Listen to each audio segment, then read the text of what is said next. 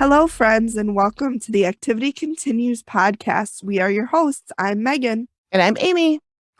We discuss episodes of the TV channels. Okay.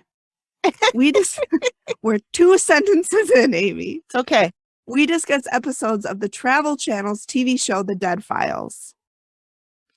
This week, we're mixing it up a little bit.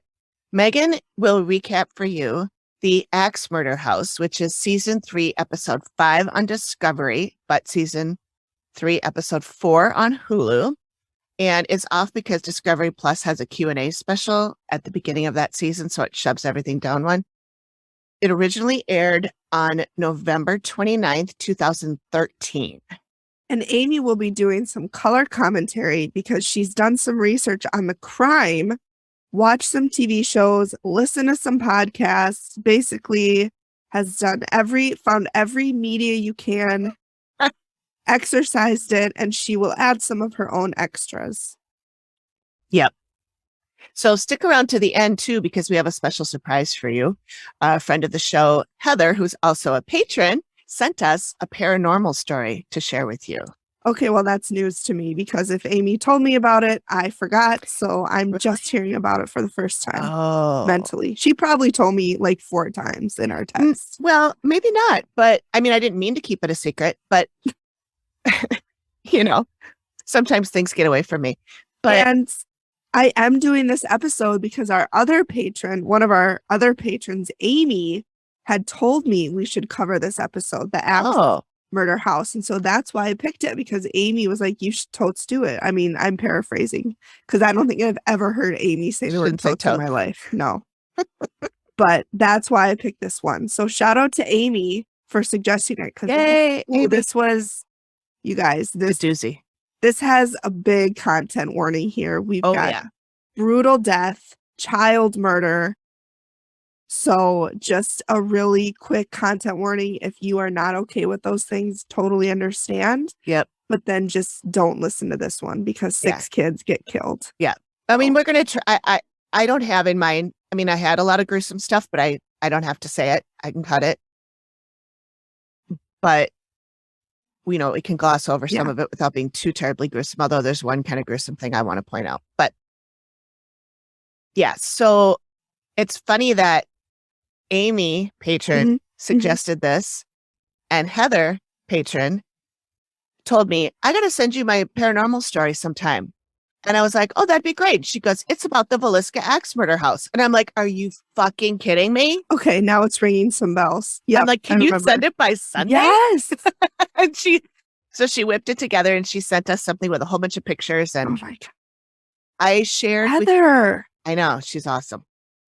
I shared with you the drive where I put all the pictures. So the Google Drive, you should be able to go there and look at the pictures once we get to that part, but that'll be at the end. And then I'm going to post all those pictures on our blog and probably on Patreon too. I don't think I can post. There's so many. I can't post them all like on Instagram unless I do like 10 different posts. Yeah, but that's kind of a lot.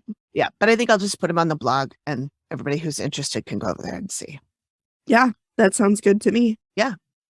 Okay, so some things we wanted to talk about today. Let's give them something to talk about. Oh, first of all, I need to open my beverage. What are you having? What do you think I'm having? Do you have any Rebel?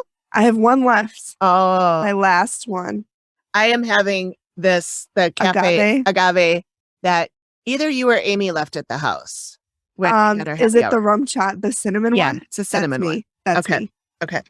Amy did, I think, just the espresso. You got the regular one? Yeah. Okay. So I'm having the rum chata one. That's what I call. No, that's what I call it. It's called vanilla cinnamon. It tastes like rum chata. Yeah. I like this one. Yeah, I didn't. So yay for you. And then I have a backup White Claw. Basically, Amy is my friend now because I buy alcohol I don't like and then bring it to her. That's the only reason. That's it right there. That's it. 9 years of friendship. Well, not 9, probably 7 years of friendship. Because I think I started at SIG in 2015. Oh, okay. Okay. Yeah. Interesting. Yeah, it was funny. Amy and I went out for, not you, Amy, patron Amy. And I went out for a beer on Friday we went to Bent Brewstillery here in fun. St. Paul. Yeah, it's one of my favorites. I like it there. And we were talking and she was like, I was like, did you have fun with Amy and Greg? And she was like, yeah, I felt like I was outstaying my welcome. And they don't believe in that. I told her there's no such thing as that. She's like, sometimes I overstay my welcome. And I'm like, they don't know what that means. No. I'm like, you could stay the night there. And they'd be like, okay, what do you want for breakfast? Like, absolutely. Yeah. So that's our jam. That's how we work. So yeah, she texted me later and she's like, I had a really good time. I just hope I didn't overstay my welcome. I'm like, it's not possible. That's fine. What I told her. We had a great time. I was like, when I got there, I told Amy I might be sleeping on your couch. Yeah. Yeah. Like, that's just the way it is at Amy and Greg's. Yep. I mean, when you have a bar in your basement, that's kind of one of the rules. You just have to let people stay. Yeah. So yeah, it was really fun. Yeah, so she had a really good time in that. Good. She's like, we need to do that more. I'm like, obviously. We need to do that every single week. That'd be fine. So Dom from Shit and Bricks talked about us on their latest episode 23. Guys, when I say that was a high that carried me through the week, I got goosebumps. Yeah. And he was so cute because he was talking about they're from North America, Canada or Minnesota. And I'm like, Dom, they're basically the same thing. They're basically the same thing. Yeah. I love them so much. Yeah. They're great. They're super great. I know. I listened to it early in the morning. I was laying in bed. I was like, shh. I know. You texted me and I listened to it and I was like, so if you haven't checked out Shit and Bricks, you have to go listen because they remind me a lot of Amy and me. Yeah. They've got really fun banter. Kate, she is a hoot and holler. I tell you what, she is so funny. Yep. Oh, I love them both. Yeah, I love them both. And they were talking about, us taking them out for a drink. And I'm like, I will fly to Australia to take you guys out. Oh, can you imagine how much fun? We'd have to bring the cream wine. The grape wine, you mean? Yeah. Grape wine with cream. Grape cream wine. Yeah. You know what? How do they deal with the spiders? Like that's what I want to know. They have a lot of bugs and animals that I don't want to be anywhere near. I'm mostly concerned with the spiders. Is my biggest fear. Yeah. So Dom and Kate, if you listen, how do you deal with the spiders? Yes, we'd like to know. Please. So yeah, thank you so much to Dom for doing that. And if you guys haven't, please go check out Shit and Bricks because they are hysterical. Super fun. I love them. Yep. They're part of my weekly routine now. So. Yeah. They're awesome. Okay. So speaking of Dom, he started a podcast network sort of for us to, how we're trading promos with them. Yeah. And so he started something through Instagram with other like-minded podcasts. What? So we can all kind of share each other's promos and stuff and help support each other. Yeah. And he invited us to be part of it. And I just thought that was so great. It's so nice to have people around you who are doing the same thing as you and who are supportive as opposed to being rival. Competitive. Yeah. And it's so nice. Like there's enough room in the pool for all of us, you guys. Exactly. There's plenty of people who listen to our exact same kind of podcast, but might love Dom and Kate and not like us. Or, it's so there's it wouldn't be vice versa because I can't imagine anybody not liking Dom and Kate. Right. But there's really no reason to just not support each other. And so I think it's so great that we're doing that. Yes. And then there's just welcoming. Yes. So refreshing. And then I also joined another podcast networking group called Uncanny Valley. And they have a Discord, on Discord. And so it's what's that? Oh, it's a platform where people can talk. It's mostly meant for gamers. So people can chat and see each other and talk and play games together. Not to brag, but I'm a hardcore Sims gamer. So I'm sure there is a place for you on Discord. Yes. If anybody plays Sims, we'll talk about it. Yeah. I used to, but I only played it. I know. Yeah. I played it on my computer, but all my Sims were too stupid and they kept burning the house down or shitting their pants. And so you have to tell them to go to the bathroom. I know. And I do, but then they have to get to work because they're late because they wouldn't fucking get up when I told them to get up. Well, yeah, you have to plan ahead. It's rough. You gotta, but once you figure it out, it's like when I first got Sims, I think I started on Sims 3, and I literally would wake up, play Sims until I had to go to work, come home and play Sims until like midnight. Oh my God. I mean, it was like 10 hours easily. I'd sit there, play Sims. Wow. Yeah. Wow. I had a problem. I get. And then you'd get all the points and you'd do like your fertility treatment. So then you'd woohoo and have twins and triplets. And oh my gosh. yeah. I didn't get that advantage. One of my Sims I named just in case. Nice. Justin, first name, last name, Case. God, Right. I'm so funny. Right. You are so clever. I know. It's tip of the iceberg. So anyway, that's what Discord, I think, was made for, is sort of that. So this network is just a bunch of podcasters that are similar to us that are just sharing, like mostly just chit-chatting right now. Mm-hmm. But, we'll be sharing ideas and maybe sharing promos and things like that. Nice. Too. So, yeah, that's fun. So what the other things I wanted to mention is, we should talk a little about the finale, the Dead Files finale. We should. I don't know if I want to give away anything, but no. But that was good. It was good. I really enjoyed it. I felt so bad for Amy Mm-hmm. because I bet she was just drained. Yeah. Because it seemed like it was the She same didn't seem like it spirits. though. She's a trooper, man. Yeah. It seems like it was the same spirits throughout the town. Mm-hmm. There was a lot surrounding the Orpheum and the crystal. Crystal store. When the girl showed Steve the picture of the journals on the floor, I got goosebumps. Mm-hmm. Can you imagine? Oh, and then they had a video in one of the businesses. I think it was like a restaurant bar of one of the bottles falling off the top shelf. Yes. The top shelf. And it didn't just fall. It flew. Yeah. Yeah. And it didn't slowly. It was like it was pushed from behind. Yeah. Yep. Yep. And you guys, it was top shelf. There's no way somebody walked by and bumped it, and nobody was walking by anyway. No. But yeah. Yeah, that was trippy. Freaky. Mm-hmm. Yeah, it was good. And I liked how they did the reveal at the end too. That was really good. In the auditorium, and everybody got to come up and talk to her.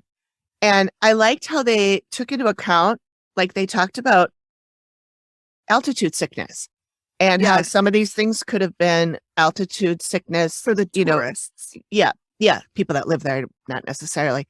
But so they did tests where it was really cool. They did a lot of extra stuff that I wasn't expecting. Yeah, and I didn't realize altitude sickness could do that. Yeah, I didn't either. They were hallucinating. Yep. They were losing their coordination. Mm-hmm. And one of the tests they did was they had a group of 5 or 6 bodies, and 2 or 3 of them were mannequins and the rest were humans. Mm-hmm. And at one of them was 22,000 feet, which Flagstaff they said was around 7,000 feet above sea level. Mm-hmm.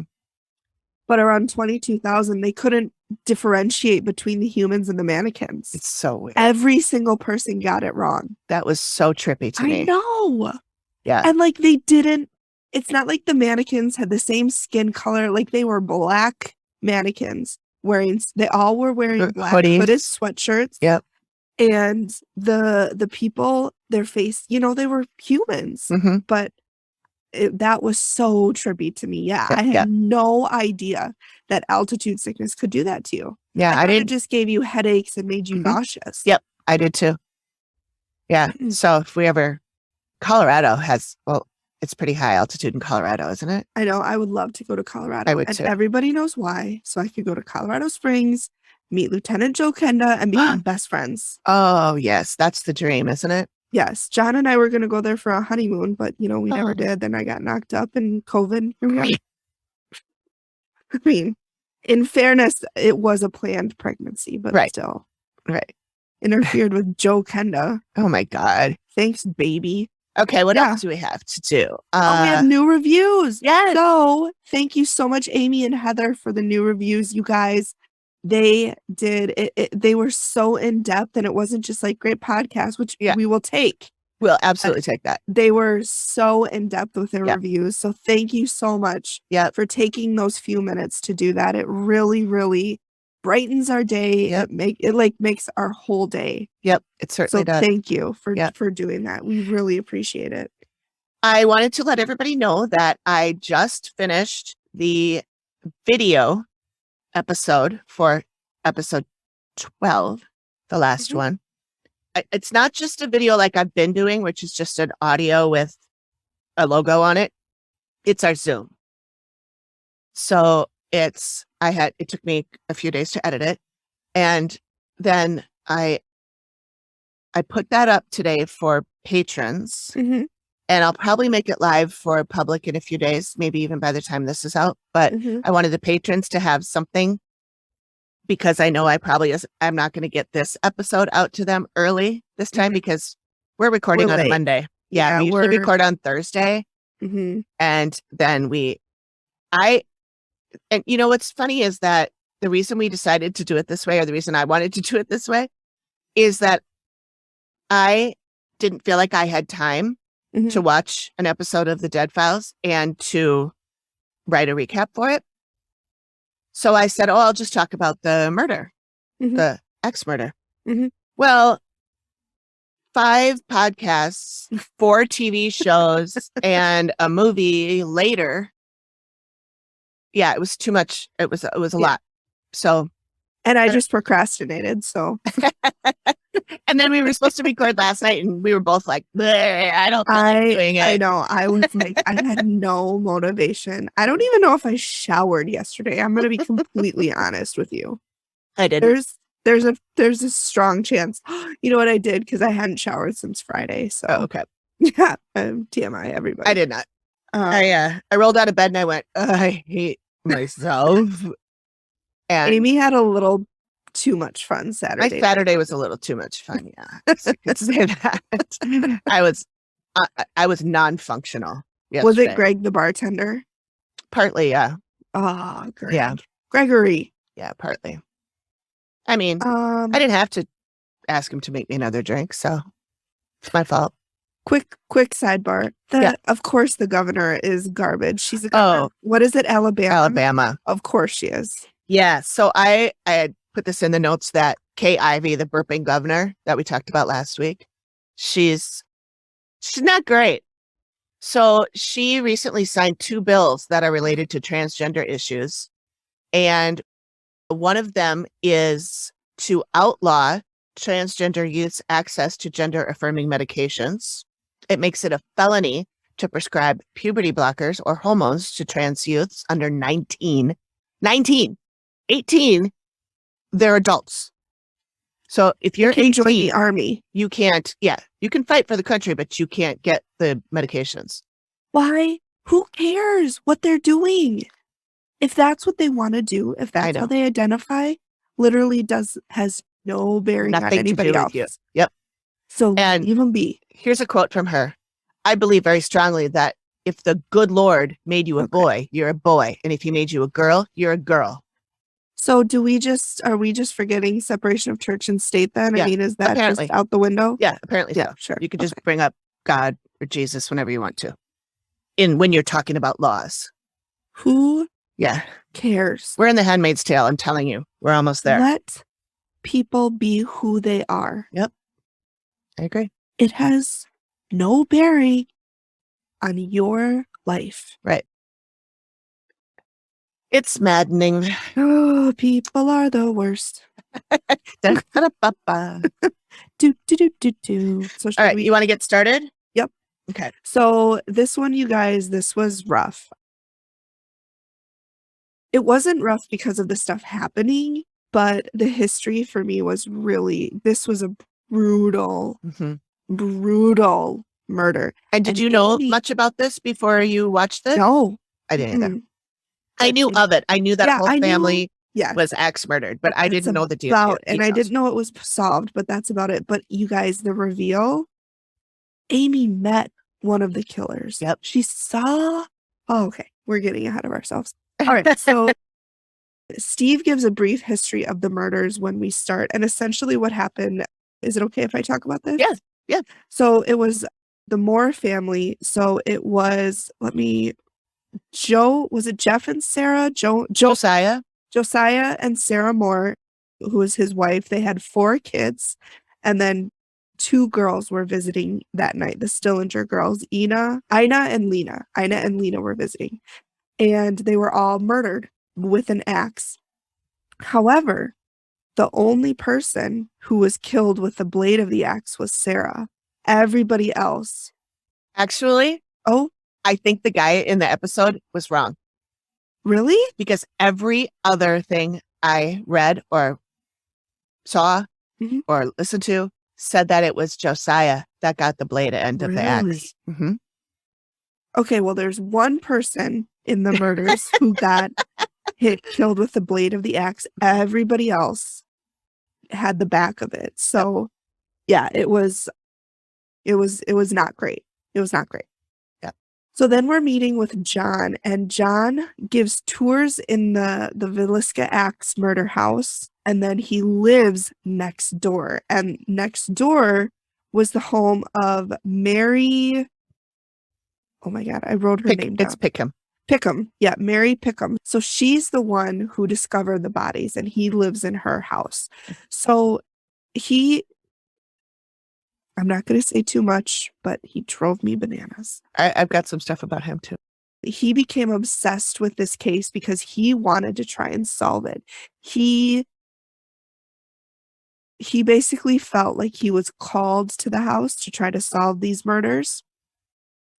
And he called Steve and Amy in because he thinks that something from the house has followed him home. So when he goes home, he hears doors opening and closing. He feels back aches, neck aches, rattling, scratching noises. And really what happened was he was experiencing these things first at the Ax house, the Ax Murder House, and then they came home and he started experiencing this.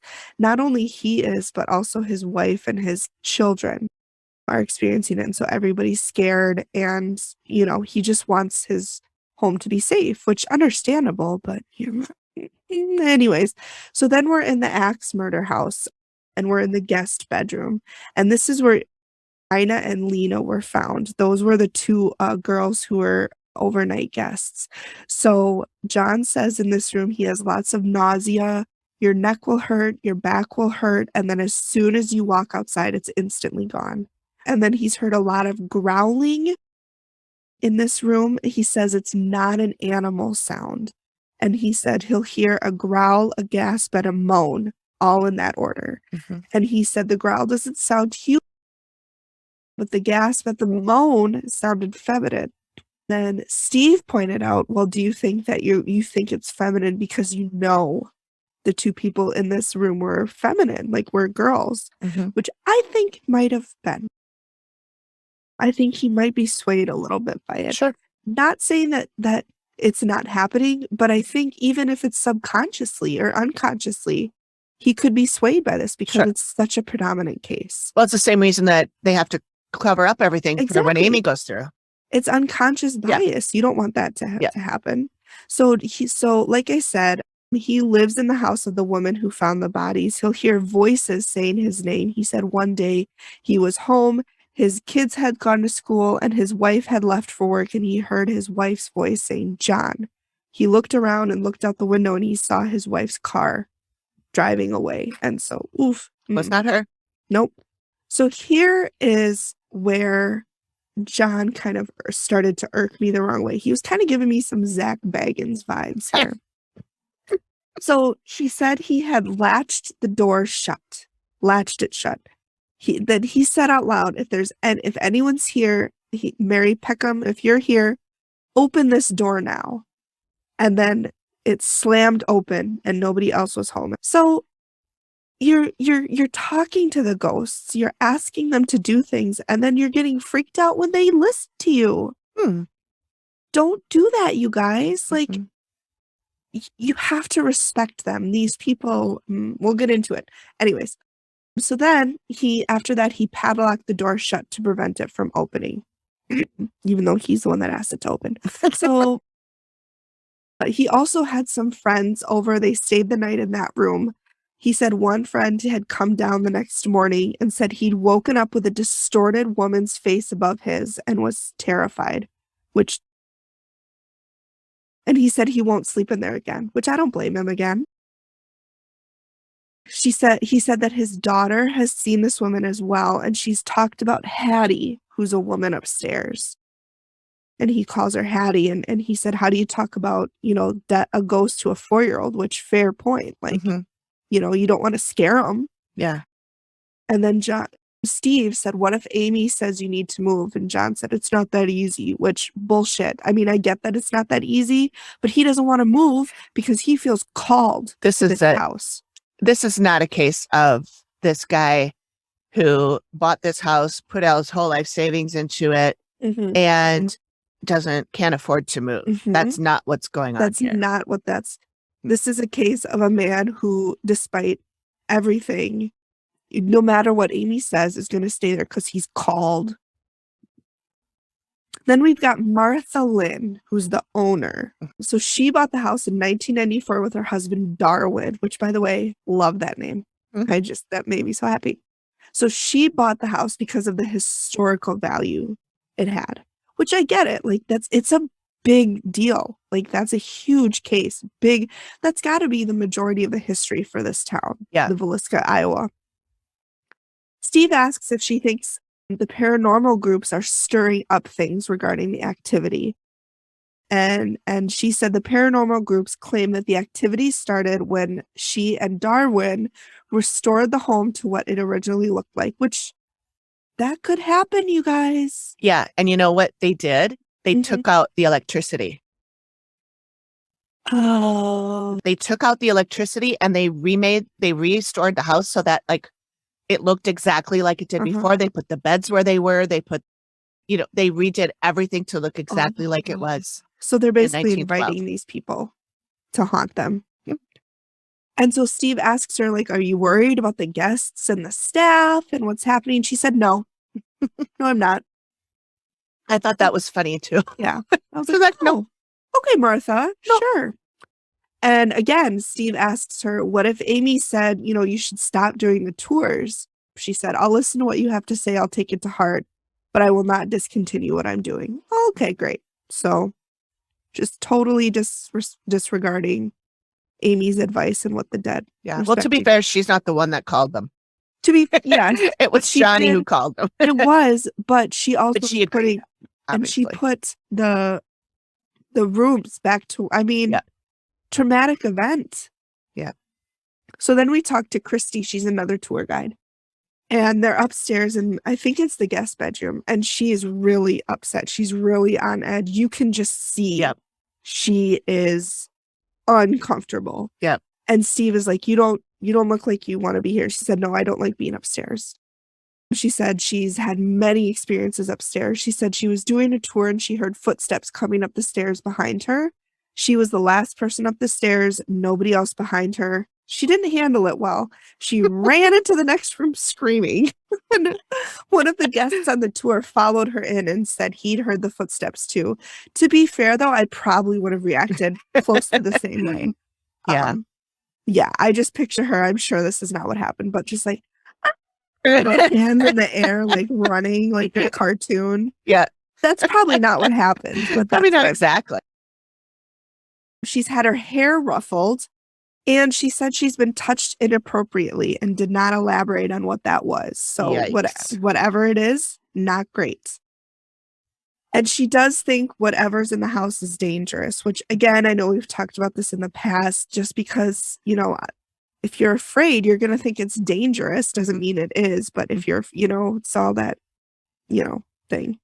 So then we meet with Dr. Edgar Epperly, and he is the Villisca murder historian. So talking about, the victims, so we have Josiah and Sarah Moore, and like I said, they're 4 kids and the 2 girls. So the night of the murders, they all went to a church service where there was a visiting Reverend, George Kelly, who is actually one of the suspects. There's a rumor that one of the kids thought they saw someone in the bushes on the way home. But I don't know how they would have picked that rumor up because they were murdered that night, and who would they have heard that from? So I don't put a lot of stock in that. Yeah. So come the next morning, we're in Mary Peckham's house, and she noticed there wasn't any activity. So she shouted, knocking on the door. She got no response. So Mary Peckham called Josiah's brother, and they went into the house to kind of, figure out what's going on. They saw 2 figures on the bed in the back wall, and there was blood on the wall. The killer had taken a woman's black skirt out of the dresser and had draped it over the mirror. The axe was leaning against the south wall, and it had blood and hair on it. So here is where they say Mrs. Moore was the only one who was struck with the blade of the axe. Everyone else was killed with the back of it. But you're saying it was Josiah. Yeah. Everything else I saw said that it was Josiah that got the blade end. Mm-hmm. And this is where it gets gross. So fast forward 5 seconds if you don't want to hear this. He was so damaged that his eyes were missing. They said that about everybody. Oh, really? Show. They said that everybody was so disfigured that it was hard to identify any of them. Yeah. Here's one thing that's very interesting to me that I had not known. He said that the faces had all been covered with pieces of clothing and the covers pulled over them. So that to me says that this person knew the family and were either remorseful or they didn't want to look at what they had done. Yep. So that was very key, and that was very interesting to me. And so that made me kind of question, why George Kelly was one of the 4 suspects and the only one tried. He was visiting. Yeah, he didn't know them. To the city. Mm-hmm. He didn't know them. And so that to me was interesting. Next to the body, and this gets really gross, you guys, was a 4-pound slab of bacon just on the ground. First of all, that's a lot of fucking bacon. That is a lot of fucking bacon. You bastards. And that's a waste of good food. Oh, you're telling me. And one of the theory, and this is so gross, I can't even believe I have to say this, was that the killer had rolled it into a tube and used it to sexually gratify himself. Yep. I'd also heard there was a dish towel nearby too, like with the bacon. Okay. Kind of makes me not want bacon anymore. No, it doesn't do that for me. Not gonna lie. I mean, that's going a little far. Yeah, Amy, let's rein it in a bit. Rein it in. So so let's stop there because that's all I have for the murder part? For the murder part. Yeah. So what did you So what do I have? I have so I don't know. Tell me. You tell me, Amy. Okay, so I have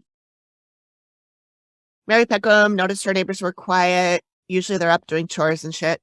She went over there, let their chickens out, and knocked on the door. No answer. So she called Josiah's brother, Ross. That was nice of her to let the chickens out. I know. They need to eat. That's right. And so then Ross had a key. And that is sort of key, if you will, because... See what you did there. Because... Does it unlock some questions? Not really. It's just interesting because the doors were locked. So whoever was in the house got out somehow without. Obviously, they left. Going out the front door. Yeah. Or they had a car. Or they locked it. Or they locked it. I wonder what kind of lock it was. Like, was it just the handle, the tourney lock, or was it a bolt? I have no idea. Because that would be interesting. Yeah. My guess is whoever was in the house when the murders happened who wasn't dead left out a window.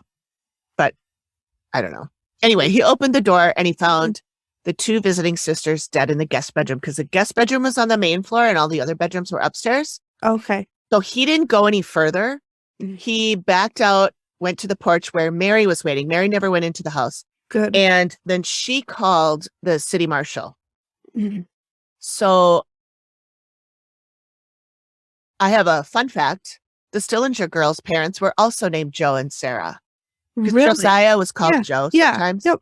Yeah, they were also called Joe and Sarah. Also, the papers originally reported that the visiting girls were Blanche, who's 18, and Edith, who's 20, Spillinger. So they spelled their name wrong. And they got their ages wrong. I don't even know if Blanche and Edith are real people. I assume they are. So as soon as the police were called, do you have anything about this, or should I keep going about the crime scene? I have. So we talked to County Sheriff Sampson, and he did say that the crime scene was just destroyed. Yeah. He said people went through it, super tainted. But I mean, it was 1912. Yeah. They didn't know about DNA and evidence. Well, they couldn't have done anything about that anyway. I think they did have fingerprints though. But yeah, as soon as the police were called, people started showing up at the house. Mm-hmm. And I put in my notes, it went from 0 to fucked up, like you said last week. Half the town came into the house and were looky-looing all over the place, peeking at the dead bodies. Why would you want to do that? While the bodies were still there, peeking at the bodies. Christ. And nothing stopped until the National Guard was called. I wouldn't want to do that. I would not want to see dead people, let alone dead I can't even watch it on TV. No. That movie, have you seen that documentary called There's Something About Aunt Diane? No, I won't watch that one. Is that that's the one where she is driving the car and she has like a stroke or something. So a lot of different theories about what happened to her. But yeah, they actually show her dead body.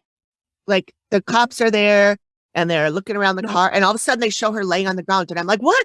Oh my God, you didn't tell me. Well, they do that in a lot of mafia documentaries too. I've noticed they'll show like the people who are like killed, they'll show them, and it's but sometimes their like face anyway is covered up. She was like it was all out there, and it traumatized me for a little bit. I was not expecting to see that. Anyway, and this is another gross part. Skip forward 5 seconds if you don't want to hear this. But while the people were rummaging around in the house, some people, at least one person, took a piece of Josiah's skull. Yep. No wonder this house is haunted. I know. They were so disrespected. Yep. Mm-hmm. Yep. Not only did they have to be brutally murdered, but their death turned into a farce. Yeah. They should haunt everybody that was involved in that. That's terrible. Yeah, and without getting too graphic, oops, too late. Everything I heard that said that Josiah got the worst of it. He was the one who had the blade and I think that makes more sense for what my theory is. Oh, okay. Of who did it. Because it makes sense for Sarah getting it, because one of the suspects, I think it was F.F. Jones, was rumored. It was either F.F. Jones or William Mason. I can't remember which one. Was rumored to be having an affair with Sarah. Oh, okay. So if she's the one that got the axe, it would make sense, because maybe she had cut it off and whoever did this was pissed at her. So I don't remember that theory, but we'll get back to theories. But you go ahead. Continue. So then we're still talking to Sheriff Sampson. I wonder if his wife's name is Delilah. Don't cut his hair. So then we've got the 4 suspects. Like I said, we've got George Kelly, F.F. Jones, and they talked about history, who these people were, and I didn't write it down. I'm super sorry. No, I can tell you all about that. Perfect. I don't know if it's going to be the same thing that was in the show. I don't know. The only one. Is it past your bedtime? The only one I remember was Henry Lee Moore. And the reason I remember Henry Lee Moore is because he had also committed a murder. He had killed his mother. How? How did he kill her, you might ask? Well, he killed her with an axe. Yep. So yeah, the reason they arrested George Kelly, and he's actually the one who was charged for the murders, was someone had said they had overheard George Kelly the next morning at 5:30 on a train talking about the murders, which wouldn't be abnormal, except the bodies hadn't been discovered yet. They weren't discovered until like 7 or 7:30. Yep. So how would he have known unless he didn't? Yep. So Yep. he was arrested and charged, had 2 trials, but was acquitted both times. And I get into that in a little bit, but okay. What else do you have? So I have that.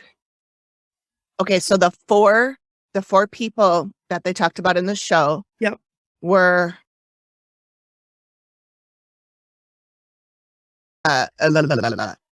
Reverend Kelly, F.F. Jones, William Mansfield, and Henry Lee Moore.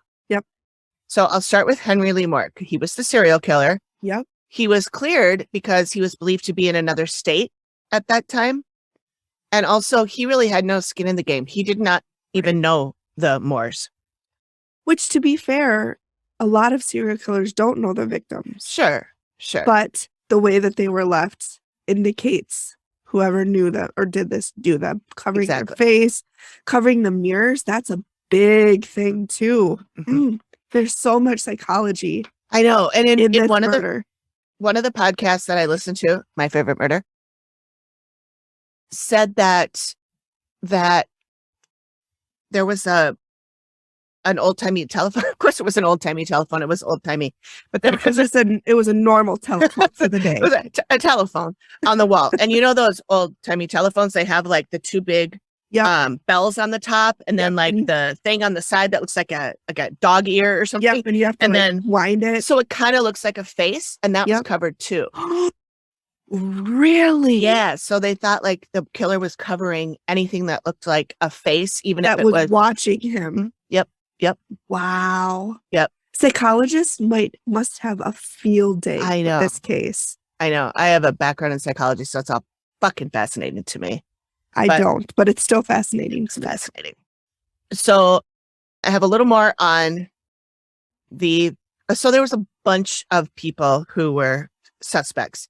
Most of them were like, one of them was just a hobo who had come through town, and they didn't, that really was no reason for him to except murder that these he people. was a hobo, and of course they're all bad. Right. And then there was the brother-in-law of Josiah. There was another guy who was an axe murderer. He killed a bunch of other people. It was a serial killer axe murderer. And it wasn't Henry Lee Moore? It wasn't. His name was Paul Mueller. Oh. And he actually, there's a book called The Man from the Train written about him. And it's written by a man and his daughter. And they believe that he's the murderer. And they tie the whole thing together, apparently. I only read an article about the book. I haven't read the book. Yeah. So, given what Amy said, I do not agree with that. Yeah. So, George Kelly, he was a nut job. Was he? I know that's probably not politically correct way to say that, but he was mentally ill. Really? He was a peeping Tom. Ugh. He became obsessed with this case, and he talked about it a lot. He sent letters to the police and to the Moore's remaining family about it. And then interjecting yourself into the case. Exactly. And then in 1914, he was sent to a mental hospital after getting caught sending obscene photos and letters to a woman who was trying to apply to be his secretary. He put an ad in the paper that he wanted a secretary, and this person replied, and he was like, sure, send me some nudes. So, yeah. So he ended up going to a mental hospital. Sounds like he's not a mental person. Sounds like he's just a fucking creep. He's a fucking creeper, for sure. So apparently he wouldn't stop talking about the axe murders. And in 1917, he was questioned again, and this is when he was charged. Oh, they didn't. Okay. So it wasn't right away. I mean, they don't, granted, they don't have a lot of time. Right. So he did sign a confession. Yep. They talk about that. Yep. But one of the movies I watched a movie on YouTube today that was a documentary sort of about it. And it was kind of shitty quality, but it had a lot of good information. And the woman who was doing the documentary, she spoke to a historian at I can't remember where he was. He might have been at the museum. But he said that George Kelly enjoyed being in the mental institution because he felt safe, he was taken care of. Mm-hmm. And when they let him go, he didn't really know what to do with himself. And so he said he would have confessed to anything to go back. Yeah. Yep. You know what? Maybe, I wonder if he was maybe on the spectrum. Having that order, you know. Yeah, could have been. Like that order, that routine. Uh-huh. Yeah. I don't know. I literally know nothing. It's just shooting. Yeah. Shit in the dark. That's right. That's right. All right. So as you said, the jury did not buy the confession and his first trial ended in a hung jury. There was a second. He was acquitted. Oh, can I interject a couple of things here? Yeah. So we talked to crime historian Roy Marshall, and he talked a little bit about the first trial. He might have been the guy in the movie that I watched today. He might have been the same guy. Maybe. Yeah. So Steve asked him, like, what evidence did the prosecution have? They had a lot. So they had the confession, which, you know, take it or leave it. We all know how, you know, confessions aren't always 100%. Right. He also said he heard the voice of God tell him to slay this family. But the biggest and to me, the most damning piece of evidence was a bloody shirt. And they said a couple of days after the murders, he had taken a bloody shirt to get cleaned. Mm-hmm. Mm-hmm. But so that was a pretty strong piece of evidence. But the reason he was acquitted, essentially, according to the show, is he's a minister. They're in the Bible Belt. And ministers, they don't go around killing kids with an axe. No. And the second trial, they said, was basically a rerun of the first, but half-heartedly. The prosecution didn't even use the confession in the second trial. So he was going to get acquitted no matter what. Mm-hmm. Because the first one ended in a hung jury. Mm-hmm. So that's all I've got on that. Okay. So should I talk about the other two suspects that I think are important? Okay. So definitely. Okay. So the next one was in the show. He was called F.F. Jones. Yes. So this is Frank F. Jones. He worked for Josiah. Josiah worked for him. Oh, Josiah worked for him. Yeah. So he was an Iowa State senator, and he ran a hardware / farm implement store. Josiah worked for him for a time. They had a disagreement. Josiah quit, left, and started his own store right across the street. And that is such a fuck you. I know, right? I mean, it's a small town, so there probably aren't a lot of streets, but still. Could have done up the road a little bit. And Josiah took with him their biggest customer, which was John Deere. The John Deere? The John Deere, which I don't think is a person, but, you know, it's the tractor people. Yeah. The green tractor company. Right. So Jones was very angry with him for doing this. Mm-hmm. And it was also rumored that Josiah had an affair with Frank's daughter-in-law. But they did talk about that. Yeah. Yeah, but that's unconfirmed. So who knows if it's true. Right. So it is believed that Frank and his brother Arthur hired William Mansfield. Okay. To do the murder. Who was mentioned in the show. So William Mansfield, he was eventually cleared because payroll records showed that he was in Illinois at the time of the crime. Mm-hmm. However, it's believed that because Frank Jones was so powerful that those payroll records might have been fudged. Right. And especially because someone else came forward and said they saw Mansfield at the train station that morning, the morning of the bodies were discovered. That's really interesting because Amy, during her walk, and I think at the reveal, even she said that it was a mistake and not everybody was supposed to die. Mm-hmm. So that kind of lends credence to that theory a little bit. And then 2 years later, as you mentioned before, Mansfield's own family was killed, axe murdered, and they do believe he did it. I thought that was Henry. I think that he also killed he killed another family, but I don't think it was his family. Oh. Mansfield killed his wife, child, mother, and father-in-law. Well, damn. And he killed them with an axe.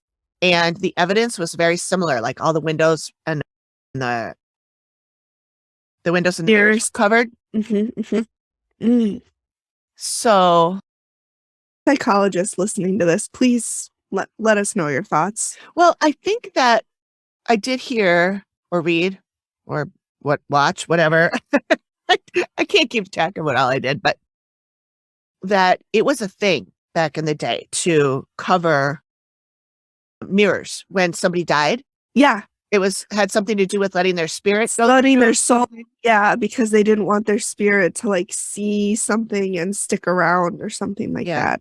So, we're historians here. So yeah. So that's why we say things like something like that. Something like that, or whatever. I don't know. Whatever. Okay, so the town of Villisca was basically divided between these two theories. One was that the murderer was Reverend George Kelly, because he's a madman, he's a loose cannon, whatever. The other was that it was Frank Jones, who had a history with Josiah, was upset with him. And as things do, this became political because of who the players were. Yeah, well, if you're a senator, it's going to get political. Right. And because he was up for re-election. Right. Ooh, never good. Yep. So you don't want to kill people in the years that you're having a re-election. No. You got to do those on the off year. Right. You're kidding. Please don't kill anybody. Please don't kill anybody. So it was like it divided the entire town. Wow. And like people were leaving their church, going to a different church. If there's people that they didn't agree with, went to that church, they go to a different church. It actually sounds a lot like what we're going through right now with the political arena kind of dividing everybody. Yeah. It was a lot like that. But this is a small town, so it's even harder because families are breaking up and all because they can't agree on who killed these family. So actually the part I'm at right now, I already mentioned Amy. So I'll give my theory later. Okay. You go ahead. Okay. So now we're at Amy's walk. And so she arrives and she said when she opened herself up, she met a woman. She said she's very disfigured and she's pissed about everything. She kind of goes back and forth between feeling responsible for it happening because she either let someone in or she let somebody stay. But then Amy also hears from her that it's her husband's fault. And then Amy just doesn't feel right and she kind of whispers it. She does a lot of creepy shit in this episode. She does all the time. Yeah, but this one, like, it was ramped up. So she starts her walk and she hears somebody say there wasn't anywhere to run. Looks like she's in a parlor with the piano, so I think that's the room she's in. She said she feels pain in her side and she can't breathe. She felt a lot of pain in this house, like a lot of. Imagine. Yeah. Oh God, bless her heart. So she's in the guest bedroom where Ina and Lena were killed, and she said she sees two girls in here, 8 or 9, and she said one of them likes to scare people. And Minna Amy said sometimes I like to go rawr like that, like really childlike. And she said living people would hear her, and she said she had a lot of pain in her left back, kind of by her kidneys. So then we go over to John's house, and she said a lot of the dead people from the Ax Murder House are coming here because they feel happy.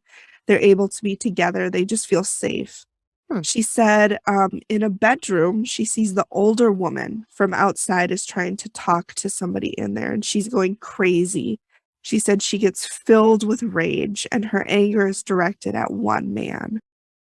And the woman, she said, is really creepy. She does really creepy shit. She said someone has probably seen an apparition of her many times. And she says she doesn't look normal when they see her. She looks messed up. And then Amy kind of hangs her head to the ground. I remember when she did. She's like, kind of like, huh? I know. She's so creepy. She said Amy's pretty sure that this woman is haunting this family. And she tells Amy they deserve to suffer. And she said, this is what they get. And so she said, Amy said that this woman is furious with the living here and she wants them to experience the same pain that she feels all the time. So nobody in this family is at rest, and they have not been at rest since they were killed. It's just so sad. So now we're back into the Ax Murder House. She said there's a male in the bedroom. She said he's inviting her in, but kind of in a mean way, like, come on in, like, just not good. She said it makes her sick. This whole house makes her sick. She said there's a lot of movement, a lot of commotion, a lot of fear, a lot of panic, a lot of pain in this house. And then Amy whispers, there's a lot of people in this house. So, and she said all of the people are trapped. So then we go outside. Amy sees a man standing in the bushes watching her. She said he's angry and he's jealous, and she heard somebody say that he was very religious in life. Who do we know in this case that was religious? We know somebody who was religious involved in this case. She said she sees somebody being dragged across the floor. I just want to give her a hug for the stuff that she's seen. I can't. She said she heard a male voice saying it's going to be okay. The kid who was being dragged across the floor was a girl, and they knew who did it, and they knew them very well. And she said they're struggling. She said physical stuff is happening, and like the whole people struggled during this whole thing. Mm-hmm. And then she heard somebody say to make sure that they're dead. Mm-hmm. So then we go upstairs to the guest bedroom, and she sees a woman going, how can you let them do this? Aren't they your friends? She hears this woman saying that. She's hysterically crying and cowering in the corner. So Amy thinks there was a deal that went wrong. She said there were 4 men involved. She heard a conspiracy shit like it was a cover-up. She said the men had marks and scratches because these people had fought. I mean, they had fought for their lives. She said she heard men talking to each other to make sure that it's done. And she said not everybody was supposed to die. So one of the men, and this is the one that she sketches, who turns out to be George, she said he was really cruel and he really was into torturing them, and he liked to torture them. She said he was a little guy.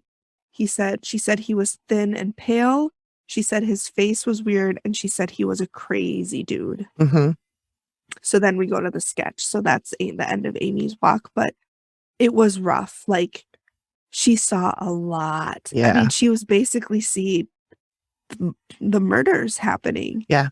Oh. Yeah. So now we're into the reveal, and John and Christy are there. Christy was the other tour guide, and Amy starts out by saying that this walk was overwhelming, which, yeah, I know I say this all the time, but she goes through so much to give these people peace, like to give these spirits peace and to get their message across. It's just amazing. Mm-hmm. She said everybody is still there. Everybody who was murdered is still in that house. Interesting. Yeah. She said she felt a lot of pain when she showed up. She said she had a hard time breathing and she had severe back pain. And then John went ahead and talked about his back pain and his nausea. And that's when Christy chimed in and said she has trouble breathing. She said it feels like someone is standing on your chest.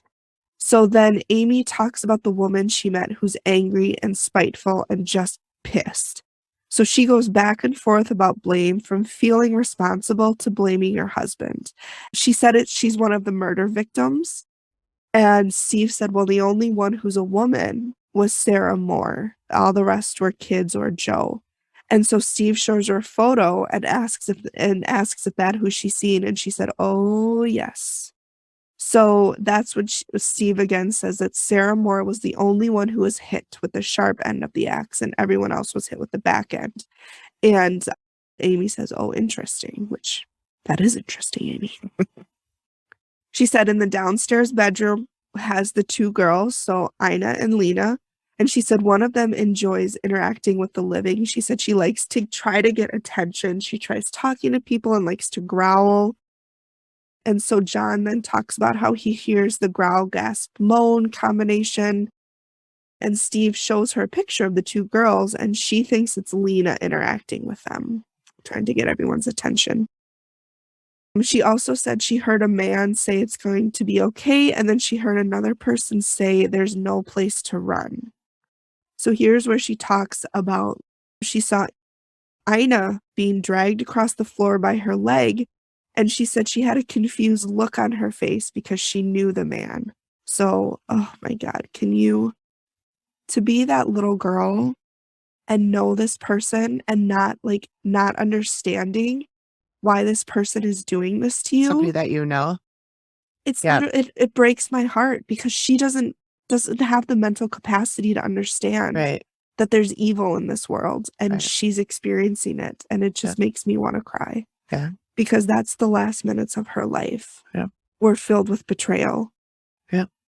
And the evidence backs that up too, saying that she was definitely awake when she was attacked. They think other people were asleep, but she was awake and that she fought. Good for her. Yep. Good for her. I'm going to cry. Okay, we're moving on. Again, Amy said that she heard a male say, make sure they're all dead. This is... Take a minute. Sorry. It's okay. We can take a minute. To be trapped like this. Like this woman upstairs, she saw Sarah holding a small child and screaming, how can you let them do this? Mm-hmm. Yeah. To be trapped in that moment for your whole eternity. Just living it over and over again. I mean, it's bad enough for it to happen the time it happened, and then to have to... just to not have peace. Yeah. I'm sorry. No, you're fine. It's okay. It's just awful. It is. So Sarah was saying, aren't they your friends? How can you let them do this? And that's when Amy said, a man said that not everybody was supposed to die. She said there was 4 men involved, and Steve goes into the 4 suspects. And then she said Amy says she met one of them in the barn, that he was short and thin and pale. And then she goes, I happen to have a sketch done of him. And it is 100% George. Yep.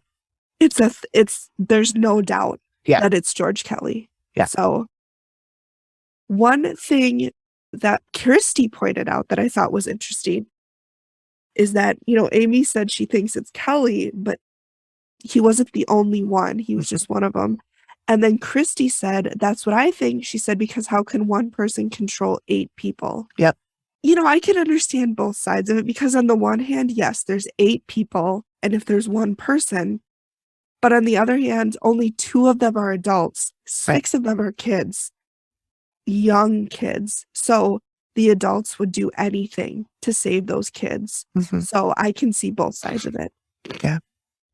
So then we go over to John's house, and she said most of the dead go there and they hang out because it's nice. They feel safe. They feel calm.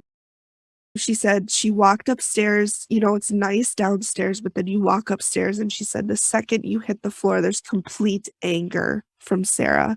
Just rage. She said, if I were you, I'd be very careful in this house. It's pretty intense. Mm-hmm. So John says downstairs is very peaceful and welcoming, but upstairs, she said it's very active. And Amy said she directs her anger towards a male. And John said, he felt like he was called to this house to figure out who did it. And he thinks it's fate that he's here, blah, blah, blah. So, at the end of the day, we get that. Can they live here? And so Amy says the spirits from the day this happens, they've never had any peace. From 1912, they've never had peace. For a century, they've been living this over and over again. And they said not only are they reliving what happened to them constantly, But now they're seeing people coming in, and it's basically made to be a sideshow. This brutal crime is just it's turned into like a farce almost. And John does say, like, this is horrible. We don't want to disrespect them.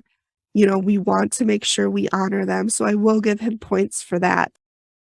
And John does agree, like, you know what? I'm just going to focus on the history of the tours and not the paranormal. And so at the end, it does say John has stopped giving paranormal information and just the history of the house. And Amy is doing her voiceover, and she said the dead want their story told, but they want it told in a respectful manner. Yeah. And so the activity at his house has completely stopped. Oh. So good. It's so heartbreaking to me that I can't imagine losing all of your children and then reliving it over and over and over again. It's just, and to not have had any justice, to not. Yeah, still a cold case. Yes. We're 110 years later. And at this point, there's no solving it, because what are you going to do? How can you solve it? You can have theories, but yeah, it's not gonna be solved any more than JonBenet will be solved. Yeah. Anyways, sorry about that. Your turn. No, it's okay.